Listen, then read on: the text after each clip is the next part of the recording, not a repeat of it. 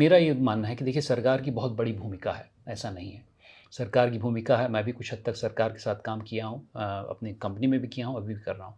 लेकिन सरकार की भूमिका क्या है, इसको हमें बदलना पड़ेगा। सरकार की भूमिका ये है कि अगर हमारे देश में 80 करोड़ ऐसे हनुमान हैं, जिसको जगाने के लिए मुझे जामवंत का काम करना पड़ता है, वो सरकार की भूमिका है। अगर सरकार खुद ही हनुमान बन जाएगी और पहाड़ उठाने लगेगी, तो हमारा श्रीलंका वाला हाल हो जाएगा। हमारा एक्सचेकर ड्रेन हो जाएगा, हमारी समाज की शक्ति क्षीण हो जाएगी, वो हरास हो जाएंगे।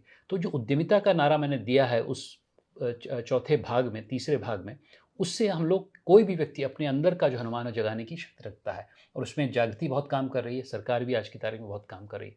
उसी के साथ सिटीज़न, कैसे नागरिकों को हम लोग ने तिरस्कृत किया, क्योंकि हमारे कॉन्स्टिट्यूशन में सच पूछिए नागरिकों के बारे में एक ही चीज़ थी, सेक्शन 51, जिसमें आपकी जिम्मेदारी की क्या थी, किसी को हानि न पहुँचाओ, वोट मारो। आज की तारीख में प्रधानमंत्री जी ये बोलते हैं कि आपकी रिस्पॉन्सिबिलिटीज़ क्या हैं टू सिटीज़न।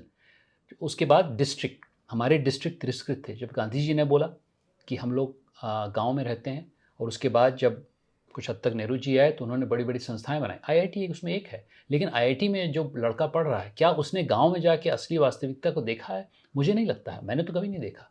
तो मैं समझता हूँ कि हम लोग को असली भारत में डिस्ट्रिक्ट में जाके इंस्टीट्यूशंस बनाने पड़ेंगे, जो कि मैं बना रहा हूँ अपने गाँव में। और उसके बाद डिजिटल बहुत महत्वपूर्ण है। और अंत में मैंने ये कहा है, जो चौथा अध्याय है कि फ्यूचर, जैसे आपने बोला इंटीग्रेशन, हम लोग को एकाग्र होना पड़ेगा, क्योंकि पाश्चात्य सभ्यता में इंटीग्रेशन की भावना नहीं, उसमें विभाजन की भावना है, एटोमिस्टिक है, कार्टेशियन है। हमारे यहाँ एक संवाद होता था, और सिर्फ पुरुषों महिलाओं में ही नहीं, हम पर्यावरण के साथ भी संवाद करते हैं। मेरा वट वृक्ष 300 साल से जीवंत खड़ा हुआ है, कोई भी उसकी एक डाली को नहीं टच कर पाया, क्योंकि वह एक प्रकृति का उदाहरण हमारे लिए भगवान है। तो इस प्रकार से इंटीग्रेशन और नवाचार, अगर हम लोग नवाचार नहीं करेंगे तो हम लोग अपने इतिहास पे सिर्फ बोल के कि भाई हमारा इतिहास बहुत बड़ा था, नहीं, गलत है। हम लोग को परिश्रम करना पड़ेगा। मेरी यात्रा एक नवाचार का उदाहरण है। पूरे देश में 5 और अन्य देशों में इसका अनुकरण किया गया, United states, Peru, Portugal, UK, France में। और उसके बाद में मैंने फिर बोला न्यू प्रॉमिस, एक नया वादा अपने आप को करना पड़ेगा कि आगे चल के अगले 75 साल में जो अमृतकाल की जो अवधारणा है, उसको उसके लिए एक विकसित भारत बनाने के लिए। और अंत में दोस्तों मैं यही कहूँगा, मैंने इसमें भी कहा है अपनी किताब में, आखिरी मौका है। अगले 25 साल में हमारी आबादी बूढ़ी होने लगेगी। आने वाली पुश्तें हमें माफ़ नहीं करेंगी, क्योंकि हमें मौका था।